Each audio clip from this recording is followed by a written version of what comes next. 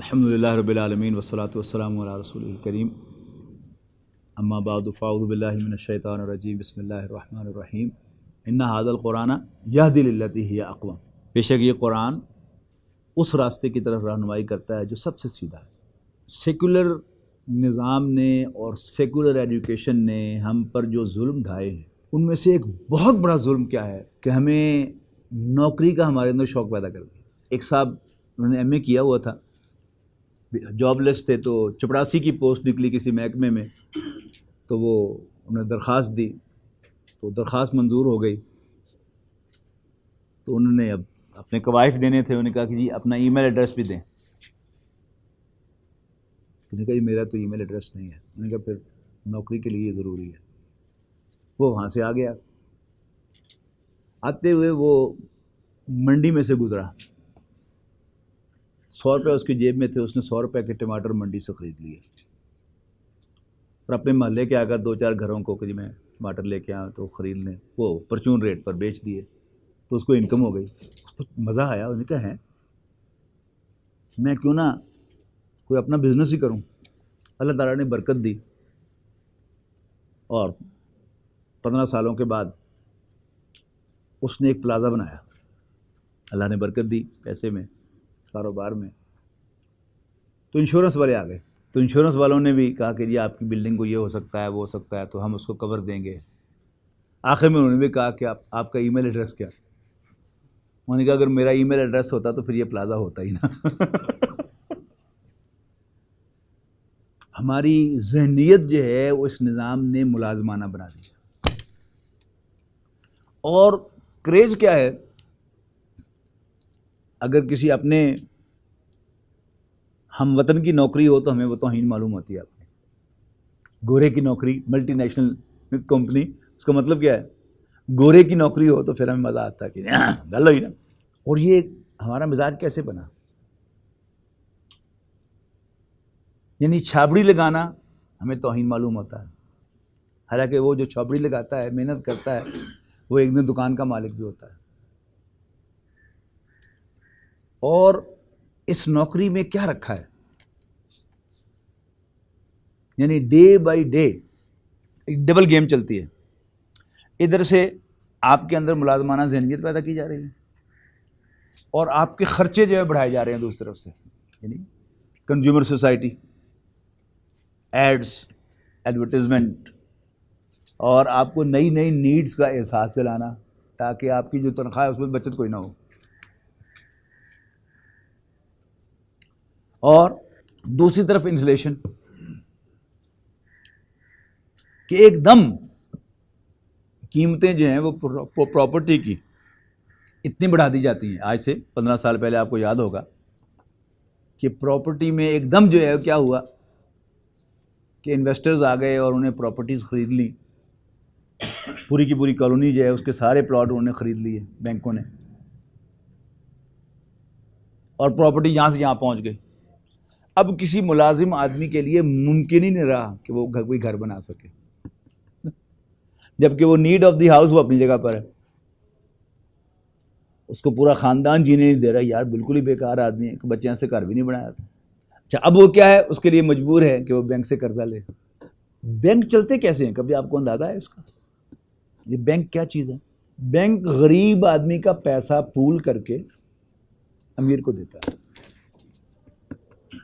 کوئی غریب آدمی کسی بینک سے قرضہ نہیں لے سکتا، حالانکہ پیسے اس کے ہیں. اور دن بدن اس کو ٹائٹ کیا جا رہا ہے کہ اب تنخواہ جو ہے وہ کیش نہیں ملے گی، سیدھی آپ کے بینک میں جائے گی. اب بینک میں جائے گی تو کم سے کم 1000 روپیہ تو آپ اس میں رکھیں گے ہی صحیح. اور پھر کارڈ سے نکلوانے کا ایک رواج جو ہے وہ آ گیا، اس کو انٹروڈیوس کرایا گیا کہ آپ کے پیسے بینک کے پاس رہیں اور بینک اس کو کھلا استعمال کرے اور سرمایہ داروں کو جو 2 ملوں کا مالک ہے اس کو ایک اور مل بنانے کے لیے قرضہ دے. بینک آپ کو دھوکہ دیتا ہے کہ ہم آپ کو سال میں 100 کے 110 دیں گے، لیکن دوسری طرف وہ سرمایہ دار انفلیشن کاز کرتا ہے، مہنگائی بڑھاتا ہے، اور اس کی پرچیز ویلیو 100 روپے کی 90 بھی نہیں رہتی. مارے گئے نا آپ. جس نے ایسٹ بنایا آپ کے پیسے سے وہ ایسٹ تو اپریشیٹ ہو گیا اور آپ کا پیسہ ڈی ویلیویٹ ہو گیا، ڈیپریشیٹ ہو گیا. تو یعنی کئی طرف سے آپ پر بم برسائے گئے، دائیں سے، بائیں سے، اوپر سے، نیچے سے۔ تو سب سے پہلی بات تو یہ ہے کہ جب تک ہمارا ذہن نہیں بدلے گا، معاشرے کا، جنرل ہمارے پیرنٹس کا، یعنی آپ اگر آج جو ہیں وہ یونیورسٹی چھوڑ کے آ جائیں اور آپ کہیں کہ جی مجھے تو بس آپ کے پاس ہیں 50,000 روپے ہیں، مجھے دے دیں، میں اس سے کچھ چھاپڑی لگاتا ہوں، آپ کے والدین جو ہیں وہ ہسپتال پہنچ جائیں گے، سائیکیٹری پیشنٹ ہو کر کے، ہو بچے کا دماغ خراب ہو گیا۔ اگر یہ پتہ لگ گیا کہ کسی مولوی نے بتایا یہ پھر تو سمجھ لیں کہ موت واقع ہو جائے گی ان کی اسی بات پر کہ منڈا گیا سارے ہاتھوں۔ اللہ تعالیٰ جو ہے وہ برکت دیتا ہے حلال میں۔ میرے ایک ماموں تھے، وہ جاب کے سلسلے میں کراچی چلے گئے، 4 بیٹے تھے ان کے، ان میں سے ایک جو تھا نمبر 3 وہ میرا ہم عمر تھا۔ تو ان کے 2 بڑے بیٹوں نے معمولی جاب کر کے، یعنی ظاہر ہے کہ وہ بھی ڈرافٹس مین تھے ریلوے میں، اور بچوں کو پڑھانا، 4 بچے ہوں ان کو کالج یونیورسٹی میں پڑھانا آسان کام تو نہیں ہے۔ تو انہوں نے پہلے کلیریکل جاب کر کے اور چھوٹی موٹی جاب کر کے، اور خود ایوننگ کلاسز میں ان کے 3 بیٹوں نے، یعنی ایک نے انجینئرنگ کی، 2 آرکیٹیکٹ بنے۔ جو میرا ہم عمر تھا اس کو یو بی ایل میں جاب مل گئی اس وقت، آپ اندازہ لگائیں کہ آج سے 40 سال پہلے اس کو یو بی ایل میں جاب مل گئی آفیسر کی۔ تو اس نے مفتی شفیع رحمۃ اللہ علیہ، یہ مفتی تقی عثمانی کے والد، ان سے فتویٰ مانگا کہ میرے لیے دین کی کیا رہنمائی ہے۔ تو وہ فتویٰ میں نے پڑھا ہے، تو انہوں نے فرمایا کہ اگر کوئی جاب اس سے کم تنخواہ والی بھی ملتی ہو تو یہ چھوڑ دیں اور وہ جاب کر لیں۔ تو الحمدللہ ہمارے اس کزن نے وہ یو بی ایل کی جاب چھوڑ دی، یعنی یوں سمجھیے کہ اگر اس وقت وہ آفیسر تھا ینگ ایج میں، بالکل بی ایس سی کی تھی اور ساتھ ہی وہ آفیسر لگ گیا، تو وہ کم سے کم ایس وی پی سینئر وائس پریزیڈنٹ ہو کر ریٹائر ہوتا، لاکھوں میں اس کی تنخواہ ہوتی۔ لیکن اس نے الحمدللہ وہ بینک کی نوکری چھوڑ دی اور ایک پبلک اسکول کے اندر اس نے ٹیچر کی جاب کر لی۔ پبلک اسکول تھا، کھاتے بیچے بچوں، گھرانوں کے بچے پڑھتے تھے، اس کو اتنا ٹیوشن ورک ملا کہ اپنے سب بھائیوں سے پہلے کار اس نے خریدی تھی۔ یعنی آپ کا ایک فیصلہ ہو کہ اللہ تعالیٰ کی نافرمانی نہیں کرنی، دین میں جو راستہ پسندیدہ نہیں ہے اس کو اختیار نہیں کرنا۔ ظاہر ہے ایک ٹیچر کی جاب میں اور بینک آفیسر کی جاب پہ تنخواہ کا بڑا فرق ہوگا، لیکن اس نے یہ گوارا کیا، اللہ تعالیٰ نے اس کے لیے راستہ کھولا، اس کو بے تحاشا ٹیوشن ورک ملا، محنت سے اس نے پڑھایا، ٹیوشن ورک ملے گا، اور وہ فائنینشلی اپنے بھائیوں سے پیچھے نہیں تھا۔ کہاں اسکول ٹیچر، کہاں آرکیٹیکٹ، کہاں الیکٹریکل انجینئر، لیکن اللہ تعالیٰ نے برکت دی۔ تو ایسا ہوتا ہے۔ اسی طرح خاص طور پر آپ حضرات کے جو ایکٹیوسٹ ہیں اور یونیورسٹی کے طالب علم بھی ہیں، آپ کے لیے ایک اور بہت بڑا پرابلم جب ہوتا ہے کہ اگر آپ دین میں ایکٹیو ہوتے ہیں تو آپ کے پیرنٹس کو بڑی تشویش شروع ہو جاتی ہے۔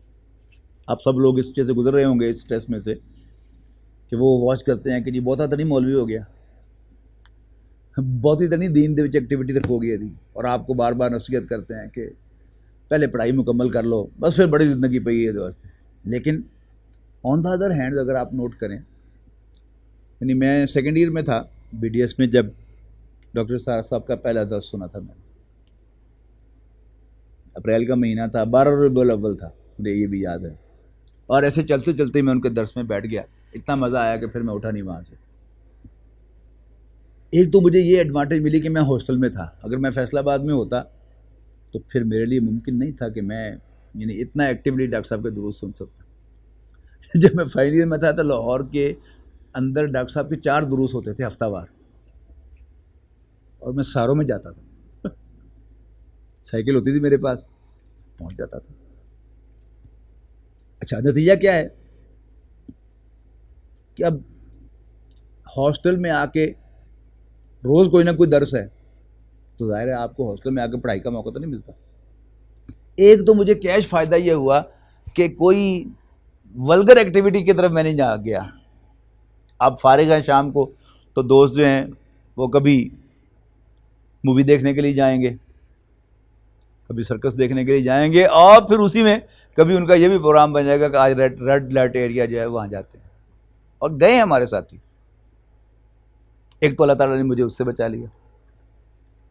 دوسرا، اللہ تعالیٰ نے جو دن کا کالج میں پڑھا ہوا تھا، میں کالج میں بہت ریگولر ہوتا تھا. میری خاص بات تھی کہ میں پورا سال کوئی چھٹی نہیں کرتا تھا. کلاسز میں بہت ریگولر تھا. کلاسز میں ریگولر ہونے کا فائدہ یہ ہوتا ہے کہ آپ کے کانسیپٹ بڑے کلیئر ہوتے ہیں. یعنی آپ خود سے بیٹھ کر کتاب پڑھیں تو وہ کوئی کانسیپٹ جو ہے وہ آپ کو شاید ہفتہ پورا سوچ کے اور لگا کے سمجھ میں آئے، کلک ہو. کلاس میں آپ کو وہ چٹکی میں کلک ہو جاتا ہے. لہذا میرے کانسیپٹ کلیئر ہو گئے. نمبر 2، کلینکل ورک یعنی پریکٹیکل ورک آپ کہہ لیں، وہ میں نے بہت کیا تھا. ہماری لیبارٹری جو تھی پروستھیٹک لیبارٹری، وہ سردیوں کے 6 مہینے وہ 4 بجے تک کھلتی تھی، اور کوئی ہوتا تھا نہیں ہوتا تھا، عبد السمیع ضرور بیٹھا ہوتا تھا اس میں. اور بڑے تنگ تھے سٹاف بھی سارا کہ کلّا ہی جڑا بیٹھتا ہے، سانوں ڈیوٹی دینی پہنتی ہے، ورنہ وہ جب کوئی اسٹوڈنٹ نہیں ہے تو they can close the laboratory and go home. لیکن میں بیٹھتا رہا ہوں. اس کا فائدہ کیا ہوا کہ مجھے ڈینٹسٹری آ گئی، اور الحمدللہ پریکٹس میں مجھے کوئی دقت نہیں ہوئی کہ مجھے کام نہیں آتا. ہمارے بہت سے کولیگ ہیں جن کو کام نہیں آتا، مجھے آتا ہے لگتا ہے. ایک ہمارا سبجیکٹ تھا آپریٹو ڈینٹسٹری، جس میں فلنگ وغیرہ آتی ہے نا ساری. آپ حیران ہو گئے کہ میرے پاس اس کی کتاب ہی نہیں تھی، لیکن فلنگ میں نے 150 کی ہوئی تھی. وہ کوٹا ہوتا ہے ہمارا، وہ میں نے پورا کیا ہوا تھا سارا. میں ایک دوست سے سینئر سے کتاب لے کے آیا ادھاری جب امتحان کی تیاری کے لیے آیا، تو ایک دن میں نے اس کتاب کے 150 صفحے پڑھ دی ناول کی طرف. کیوں؟ میں نے ہاتھ سے کام کیا ہوا تھا، لہذا میں نے صرف یہ دیکھنا تھا کہ اس کی ڈسکرپشن کیسے کرنی ہے، وہ مجھے نہیں پتا تھا. تو 150 صفحہ میں نے ایک دن میں پڑھ لیا اس کا، اور الحمدللہ پاس بھی ہو گیا میں امتحان کے اندر. اللہ تعالیٰ نے مہربانی کی، کچھ ایگزامینرز کے دل میں اللہ تعالیٰ نے رحم ڈال دیا ہوگا، پاس بھی ہو گیا، پوزیشن بھی اچھی آ گئی. یہ ہے اس کی برکت کی جو انسان کو ملتی ہے. لیکن اصل چیز کیا ہے؟ فیصلہ. اگر آپ اللہ تعالیٰ کے ساتھ لائل ہو جائیں گے تو اللہ تعالیٰ آپ کے ساتھ کائنڈ ہو جائے گا. آپ اللہ تعالیٰ کے ساتھ ان لائل ہوں گے تو اللہ تعالیٰ آپ کے ساتھ کوئی نرمی نہیں کرے گا، کوئی مہربانی نہیں کرے گا. اس لیے کہ وہ کر دے تو اس کی مہربانی ہے، لیکن پھر میں اور آپ اس کے حقدار نہیں رہتے کہ اللہ تعالیٰ ہمارے ساتھ کوئی مہربانی کا معاملہ کرے. ہم اس کے ساتھ لائل ہوں گے، اللہ تعالیٰ مہربانی کرے گا. تو یعنی اگر آپ یہی 2 چیزیں اپنے اوپر لازم کر لیں کہ لیکچر کوئی مس نہ کریں، تو انشاءاللہ آپ کے کانسیپٹ بڑے کلیئر ہوں گے. اور جو ہینڈ آن ورک شاپس ہیں ان کو ضرور اٹینڈ کریں تاکہ آپ کے اندر وہ اسکل جو ہے وہ پوری آ جائے. تو انشاءاللہ آپ کو زیادہ پڑھنا نہیں پڑے گا، تھوڑا بھی پڑھیں گے تو اللہ تعالیٰ اس میں برکت ڈال دے گا. اللہ تعالیٰ پر بھروسہ ہونا چاہیے انسان کو کہ اللہ تعالیٰ جو ہے وہ تمام کاموں کو بنانے والا ہے. اور یہ چھوٹی موٹی جو اپرچونیٹیز ہوتی ہیں وہ آپ کے ہاتھ سے نکل جائیں تو پریشان نہ ہوں. اس کے لیے حضرت یوسف علیہ السلام کی مثال اپنے سامنے رکھیں، رسول اللہ صلی اللہ علیہ وسلم کی مثال سیرت النبی سے اپنے سامنے رکھیں کہ اللہ تعالیٰ نے یوسف علیہ السلام کو کنویں میں پھینکوایا. اگر اسی وقت حضرت یوسف علیہ السلام واویلا کرتے کہ اللہ میں ہی رہ گیا سمجھتے واسطے، یہ نہیں کیا انہوں نے. اللہ تعالیٰ نے ان کے دل میں بات ڈالی کہ ایک دن تم بھائیوں کو جتلاؤ گے، تو انہیں یقین کیا کہ اللہ تعالیٰ نے یہ مجھے جو رویت کرائی ہے یہ صحیح ہے. لہذا خوشی وہ کنویں میں گرے، کنویں سے نکلے، غلامی اختیار کی. یعنی جب بھائی سودے بازی کر رہے تھے قافلے والوں کے ساتھ تو شور تو نہیں مچایا انہوں نے کوئی. اگر اس کو واہ ویلا کرتے وہ اوئے مارا گیا لٹیا گیا، او لوگوں پڑھو دیکھو پھر میرے میں نہ کی کر رہے جائے نا میرے بھائی نے جا کے خبر دینا کہ پھر میں نے بیچ رہے ہیں، کچھ نہیں کیا انہوں نے. ایک یقین ہے کہ اللہ تعالیٰ میرے ساتھ ہے، اللہ تعالیٰ میری دستگیری فرمائے گا اور وہ میرے ساتھ خیر کرے گا. وہی بات جو میں ابھی بچے جب سوال کر رہے تھے تو میں کہہ رہا تھا نا کہ اگر آپ نے پرائرٹی بنائی ہے کہ بچے کو روٹس میں پڑھانا ہے تو پھر روٹس کے سارے جتنے بھی ہیں وہ سب چیزیں بھی آپ کو لینی پڑیں گی. آپ نے بیکن ہاؤس کا فیصلہ کیا تو بیکن ہاؤس کا ماحول جو ہے وہ آپ نے بچوں کو کوئی امیونٹی کا انجیکشن تو نہیں لگا کے اسکول بھیجنا. اور یہ بات چھوٹی باتیں، بعض بڑے ان پڑھ لوگ جو ہیں بڑی پتہ کی باتیں کرتے ہیں. جب ہم اسکول میں پڑھتے تھے ہمارے ایک دوست تھے، ان کا پولیس کی اسپیشل برانچ میں ان کے والد صاحب انسپیکٹر تھے، تو ان کے پڑوسی شیخ صاحب تھے بزرگ آدمی، وہ ان سے اخبار لے کے باہر ہی بیٹھ کے پڑھا کرتے تھے، اور وہ کہتے کہ کہندے نے مڑیاں منڈے کڑیاں کٹھے پڑھتے کچھ نہیں ہوتا. ساڈی تو سمجھ یہ گل نہیں آتی کہ کیوں تے اگ کول ہون تے کیوں پگھلے نہ. کتنی پتہ کی بات ہے. یعنی آنکھیں بند کرتے ہیں والدین کہ کوئی نہیں ہوتا، ٹھیک ہو جائے گا، جوانی تھوڑا بہت ہو ہی جاتا ہے، ہلکی پھلکی موسیقی دی خیر ہوتی ہے. بس بچیاں نوں کہتا کہ بڑا کام نہیں کرنا تسی، اور یہ ازیوم کرتے کیونکہ ہم نے بچوں کو سمجھا دیا ساری بات، نفع نقصان کا بتا دیا تو بچے ٹھیک ہو جائیں گے. آپ آگ کے قریب جائیں گے تو آپ پگھ لیں گے. اللہ تعالیٰ نے مرد کے لیے عورت کو آگ بنایا ہے. آپ اس کا قرب لیں گے، اس کی تصویر دیکھیں گے تو بھی آپ کے اندر اشتعال پیدا ہوگا، آپ اس کی آواز سنیں گے تو بھی اشتعال پیدا ہوگا، آپ اس سے گفتگو کریں گے تو اور بھی مزہ آئے گا، آگے بڑھنے کو جی چاہے گا. کیوں یہ سپوز کرتے ہیں والدین کہ ہمارا بچہ جو ہے اس کو کوئی حفاظتی ٹیکہ لگا ہوا ہے اور یہ لڑکیوں کے ساتھ جو ہے وہ پڑھتا رہے گا، اٹھتا بیٹھتا رہے گا اور اس کو کچھ نہیں ہوگا. کیوں نہیں ہوگا؟ وہ مرد نہیں ہے. تو جہاں سے میں نے گفتگو شروع کی تھی کہ اس تہذیب نے ہم پر جو ظلم ڈھائے ہیں ان میں سے ایک بہت بڑا ظلم یہ ہے کہ ہمارے اندر نوکری کا کریز پیدا کر دیا. کھاتے پیتے گھرانوں کے بچے ایم بی اے کر لیا ہے، زمینیں اپنی بڑی، اب نوکری کرنے کی تلاش میں پھر رہے ہوں گے. What's this nonsense. Allah تعالیٰ نے آپ کو صاحب جائیداد بنایا ہے، کاشتکاری کرو، بزنس کرو، آزاد رہ کر کام کرو، نوکری، اور پھر اس پر خوشی کا اظہار کہ جی بچے نو یونیلیور دی جاب مل گئی. کتنی خوشی کا اظہار ہو رہا ہے اس پر کہ بچے نو ایم بی اے کر دیں یونیلیور جاب مل گئی. اب یونیلیور میں جاب مل گئی تو اب وہ وہاں سے نکل نہیں سکتا، ایسا چسکا پڑے گا اس کو، نوکری کرتا رہے گا. اس کے مقابلے میں اگر وہ اپنا کوئی بزنس چھوٹا موٹا شروع کر دے تو بزنس میں اللہ تعالیٰ نے بڑی برکت رکھی ہوئی ہے. تو آپ یہ کوالیفیکیشن جو ہے وہ لیں، اور یہ جو میں نے دو باتیں آپ کو بتائی ہیں، کلاسز میں ریگولر ہیں اور جو پریکٹیکل چیزیں ہیں ان کو سمجھنے کے پر زور دیں، کانسیپٹ کلیئر کرنے پر زور دیں، اور اتنا پڑھیں کہ آپ پاس ہو جائیں. اور اس کے بعد جو ہے وہ معاملہ آپ اللہ پر چھوڑیں.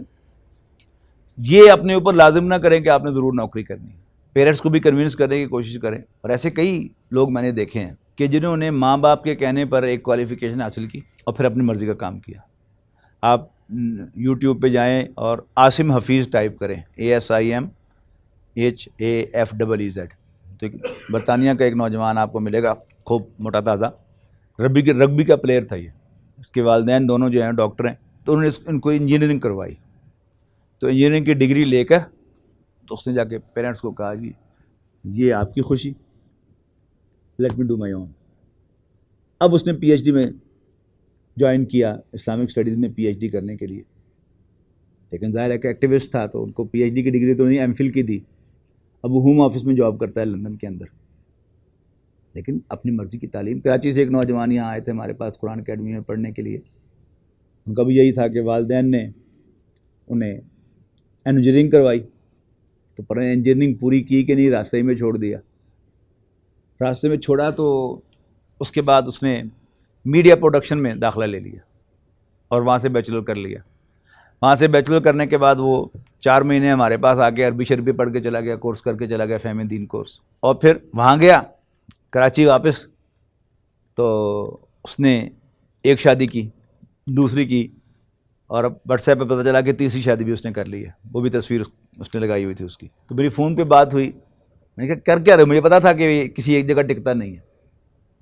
تو اس نے کہا جی میں بریانی بیچ رہا ہوں، اور اللہ کا بڑا فضل ہے. صرف ایک یعنی پکائی والا نائی ہوتا ہے نا، صرف یہ لیبل جو ہے وہ اس سے گھبرانا کہ لوگ کی نائی کہیں گے. میں نے لطیفے کی بات ہے، وہ ایک صاحب کینیا میں گئے ہوئے تھے اور انہوں نے اپنے گھر کچھ پیسے بھیجے اپنے والد کو، اپنے کسی دوست کے ہاتھ. وہ آ رہا تھا پاکستان. تو والد نے دوست سے پوچھا کہ وہ اکرم کردہ کی ہوتے، اس کا گارمنٹ کا بزنس تھا، وہاں پر فیکٹری لگائی ہوئی تھی گارمنٹ کی. اب اس نے ان پڑھ باپ ہے تو اس نے کہا کیا میں گارمنٹس کہوں گا، سمجھ تو اس کو آئے گا نہیں. میں نے کہا بس تجھے سمجھو درزیاں والا کام. باپ نے فوراً خط لکھا اس کو، واپس آ جا، واپس آ جا. خیر اس نے نہیں والد کی یہ بات مانی تو اس نے پیسے ویسے بھیجے، ان کو سپانسر کیا اور حج کے لیے ان کو بلایا، اور واپسی پر پھر ان کا ٹکٹ اس طرح بنوایا کہ واپسی میں وہ یعنی کینیا سے بھی ہو کے آئیں، اس کے بیٹے کے پاس کچھ وقت گزار کے آئیں. بیٹے نے ان کو ساری فیکٹری وغیرہ وزٹ کرائی. تو باپ اس کو کہتا ہے حیران ہو کے, او یارو تیرا یار فلانا تھا کہندا سی درزیاں والا کام کرنا ہے.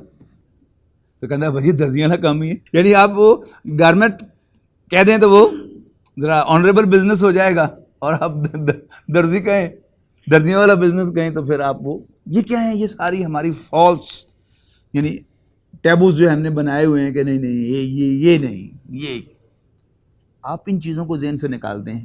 ایک طرف ہو کہ بزنس آپ نے حلال کرنا ہے, آپ حرام پتہ چلے کہ یہ بزنس جو میں نے شروع کیا ہے چل تو پڑا ہے لیکن پتہ چلے کہ حرام ہے, چھوڑ دیں اللہ کا نام لے کے, جیسے ہمارے وہ کزن نے چھوڑی, اللہ تعالیٰ برکت دے گا. اس کو ذہن سے نکال دیں آپ کہ اگر آپ دین کے لیے ایکٹیو ہوں گے تو آپ سے نہیں کر بھی لیں گے, نوکری تو آپ سے ہوگی نہیں, اس لیے کہ جو نوکری ہے آج کل خاص طور پر یہ فل ٹائم جاب ہو گئی ہے. یہ 8 سے 4 والا رواج ختم ہو گیا. سرکاری نوکری میں رشوت کے بغیر اور حرام خوری کے بغیر کچھ نہیں. پرائیویٹ سیکٹر میں آپ صبح 9 بجے داخل ہو جائیں اور پھر امپلائر کی مرضی ہے وہ کب آپ کو چھوڑتا ہے, وہ 6 بجے چھوڑے, 8 بجے چھوڑے, 10 بجے چھوڑے, ساری رات وہیں بٹھا لے, یو کین ناٹ موو. تو اس کو آپ ذہن سے نکالیں کہ آپ نے نوکری کرنی ہے. اس میں بھی میں اپنا تجربہ آپ کو بتاتا ہوں کہ میری سلیکشن ہو گئی تھی ہاؤس جاب کے اندر ہی. میں نے بتایا نا کہ الحمدللہ یعنی کام مجھے اپنے ہاتھ سے آتا تھا, اور پرنسپل صاحب جو ہمارے تھے وہ اس کو ریکگنائز کرتے تھے. وہی انٹرویو میں تھے اور پاس ہو گیا میں, یعنی بی ڈی ایس کرتے ہی اور ریسرچ کمیشن میں بھی پاس ہو گیا میں, اور پوسٹنگ ہوگی میری خوشاب. تو میں نے ڈاکٹر سار صاحب سے مشورہ کیا کہ جس طرح میری سلیکشن ہو گئی ہے, خوشاب میں پوسٹنگ ہو گئی ہے, کیا خیال ہے میں کروں کہ نہ جوائن. ڈاکٹر صاحب نے کہا کہ نہ کرو, اگر تم دین کا کام کرنے کا ارادہ رکھتے ہو تو جوائن نہ کرو.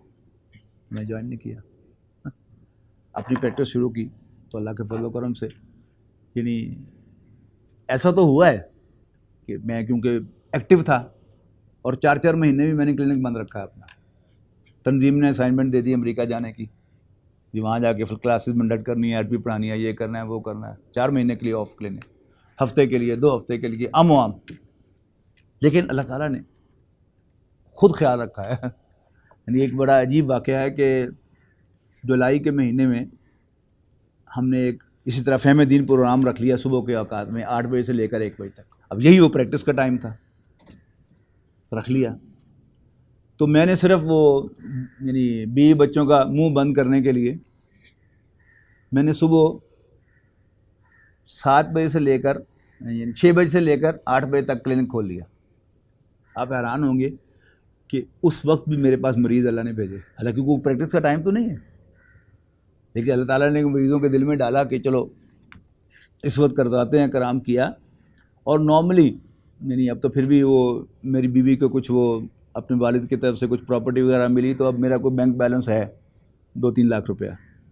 نارملی میں نے الحمدللہ جو زندگی گزاری ہے اس پہ کوئی بینک بیلنس کے ساتھ نہیں گزاری, لیکن ڈیلی ویجز پر اللہ تعالیٰ نے میری ساری ضرورتیں پوری کی.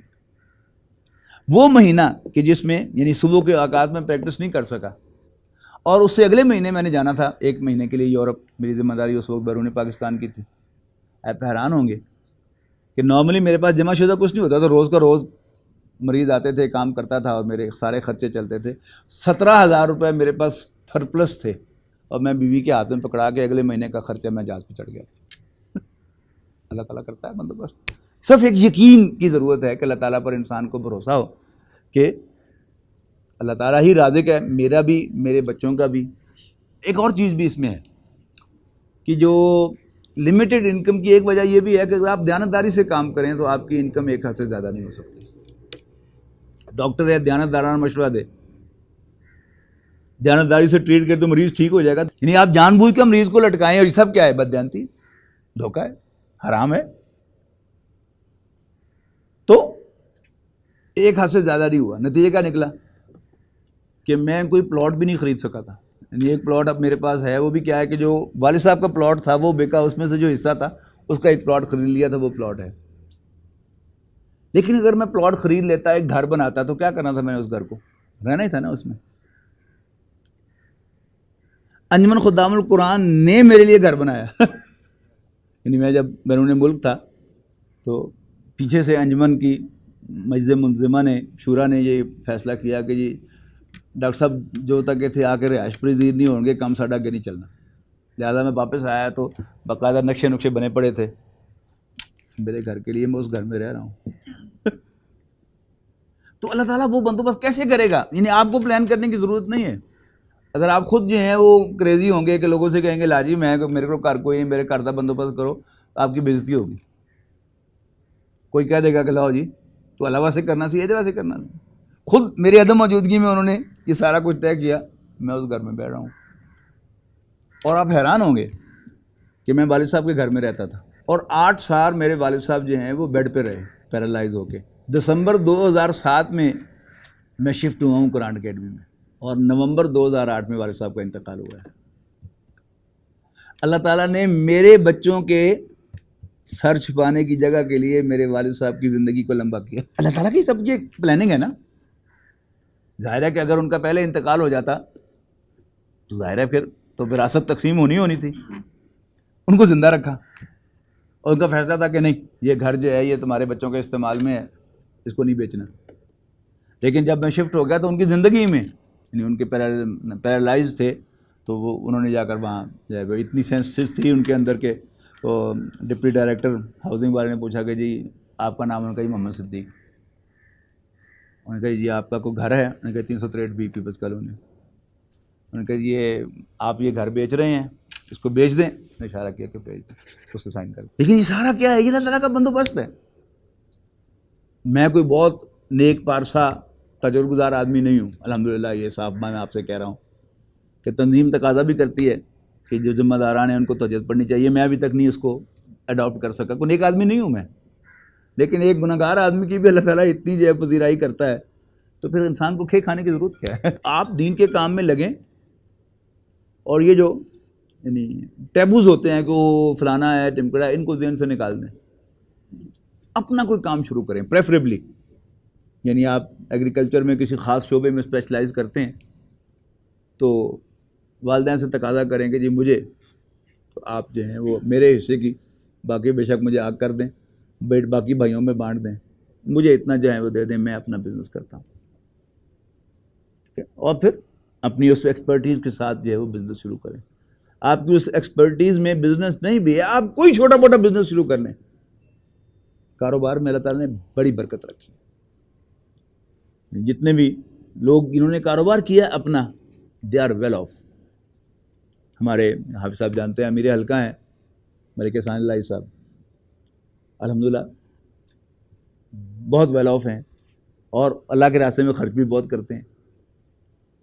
وہ خود کہتے ہیں کہ جب انہوں نے میٹرک کی تو ان کے والد صاحب نے کہا کہ بھئی تو کام اپنا ہی کرنا ہے، میرے کو تین دینے واسطے کچھ نہیں.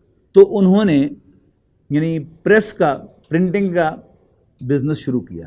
پرنٹنگ پریس نہیں لگایا، ظاہر پیسے نہیں تھے. کیا کیا؟ یعنی دکان پر جا کر ان سے کہا کہ جی کوئی پرنٹنگ کا کام ہے آپ کا تو مجھے آپ بتائیں، اور کسی پریس سے وہ کروا کر ان کو دے دیا، بیچ میں اپنا کمیشن رکھ لیا. اللہ تعالیٰ نے اتنی برکت دی کہ اللہ تعالیٰ نے ان کو اپنا پرنٹنگ پریس بھی دیا. ٹھیک ہے. اور پھر ایک بیٹا جو ہے بڑا، وہ ایکسپورٹر بن گیا تولیوں کا، اس نے فیکٹری لگا لی اور وہ سارا کچھ اسی میں سے نکلا نا.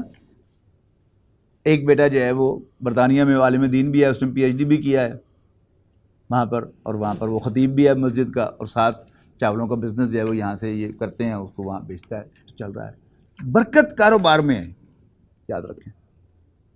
اس میں جتنی برکت ہے کسی اور چیز میں نہیں ہے.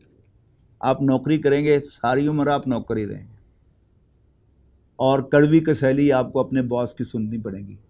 آپ کو اپنی عزت نفس پامال کرانی پڑے گی. آپ اپنا بزنس کریں، کسی کے تھلے لگنے کی ضرورت نہیں ہے. جس سے چاہیں آپ کاروبار کریں، جس سے چاہیں آپ کاروبار نہ کریں. کوئی آپ کو فورس نہیں کر سکتا. آپ تھوڑا کرنا چاہیں کاروبار تھوڑا کر لیں، زیادہ کرنا چاہیں زیادہ کریں. لیکن اگر آپ نوکری میں ہیں تو امپلائر کی تلوار لٹک جاتی ہے، وہ آپ کو ٹارگٹ دیتا ہے، ڈو مور، نہیں اتنا ٹارگٹ ہونا چاہیے، اتنا ٹارگٹ ہونا چاہیے. وہ ٹارگٹ بڑھاتا چلا ہے، نہ کبھی آپ اس ٹارگٹ کو اچیو کر سکتے ہیں اور نہ آپ کو کچھ نہ کچھ جیسے مل سکتا ہے. نوکری کی نوکری، اور پھر کچھ بھی نہیں ہے. اگر آپ کاروبار بناتے ہیں، ایک کاروبار سیٹ کرتے ہیں، تو آپ کے بچے جو ہیں وہ آٹومیٹیکلی اس کاروبار کو سنبھالنے کے اہل ہیں. اور آپ نے بھی نوکری کی ہے تو آپ کے بچے بھی نوکری بنیں گے. کاروبار میں اللہ تعالیٰ نے کس کس اینگل سے برکت رکھی ہے اور کیا کیا اس کے فائدے ہیں. باقی آپ نے اب ایک لائن اختیار کی ہے تو زیادہ پریفریبل یہ ہوگا کہ آپ اسی لائن میں کام کریں. جیسے میں نے بی ڈی ایس کیا تھا تو اپنی پریکٹس شروع کی الحمدللہ، تو اللہ تعالیٰ نے اسی میں سے روزی دی. پھر یہ کہ اگر میں گورنمنٹ سروس میں ہوتا تو دیانتدار نہیں رہ سکتا انسان گورنمنٹ سروس میں. دو اینگل سے. ایک تو یہ کہ آپ کو قدم قدم پر رشوت دینی پڑے گی، آپ نہ بھی لیں دینی پڑے گی. اب جب دیتے ہیں آپ رشوت تو پھر آپ اس کو کمپنسیٹ کرنے کے لیے پھر لینے کے لیے بھی طبیعت آمادہ ہو جاتی ہے، ساری دینداری جو ہے وہ ختم ہو جاتی ہے. پھر یہ کہ اگر آپ دین میں ایکٹیو ہیں تو آپ پھر اپنی جاب سے کھسکیں گے دین کا کام کرنے کے لیے، اور آپ کا افسر جو ہے اگر اچھا آدمی ہوگا تو وہ آپ کو الاؤ کرے گا، لیکن پھر آپ کی وہ تنخواہ جو ہے وہ حلال نہیں ہے. اپنی پریکٹس بند کر کے میں گیا ہوں، 4 مہینے بھی آف کیا ہے، تو الحمدللہ ضمیر مطمئن ہے میں نے حرام نہیں کھایا. لیکن نوکری میں ہوتا تو ایسا ممکن نہیں تھا، یا میں کام کر نہیں سکتا تھا. تو اللہ تعالیٰ کا فضل ہوگا. یہ میرے ساتھ کوئی خصوصی معاملہ نہیں تھا. آپ بھی اگر اللہ کے راستے میں خلوص کے ساتھ کام کریں گے تو اللہ تعالیٰ آپ کے لیے بھی راستے نکالے گا. آپ کے لیے بھرپور مواقع بھی ہوں گے کہ آپ دین کا کام بھی کر سکیں، اپنے کاروبار کو زیادہ نہ پھیلائیں، آپ بیر منیمم پر رکھیں، اللہ تعالیٰ آپ کو دے گا، اور دین کا کام بھی ساتھ کریں. لیکن ان چیزوں کو اپنے اوپر سوار کر لینا، ٹارگٹ کے جی اچھے گریڈ آئیں. اب اچھے گریڈ آئیں تو آپ کو دن رات ایک کرنا پڑے گا، اور آپ کو اندازہ نہیں ہوگا کہ آپ نے کتنی کی. پھر تو بڑھتے بڑھتے جو بات جو ہے نا وہ پھر فرض نمازیں بھی نکلنا شروع ہو جاتی ہیں. انسان کی فرض نمازیں بھی نکلنا شروع ہو جاتی ہیں. اور ویسے انسان ان پرنسپل سمجھتا ہے کہ جی نماز تو فرض ہے، لیکن گریجولی انسان جو ہے وہ کھسکتا ہے، ایک سٹیپ نیچے آتا ہے، پھر ایک سٹیپ اور نیچے آتا ہے، پھر ایک سٹیپ اور نیچے آتا ہے، پھر ایک سٹیپ اور نیچے آتا ہے. اقول قولی ھذا واستغفر اللہ لی ولکم ولسائر المسلمین والمسلمات. الذین آمنوا وتطمئن قلوبهم بذکر اللہ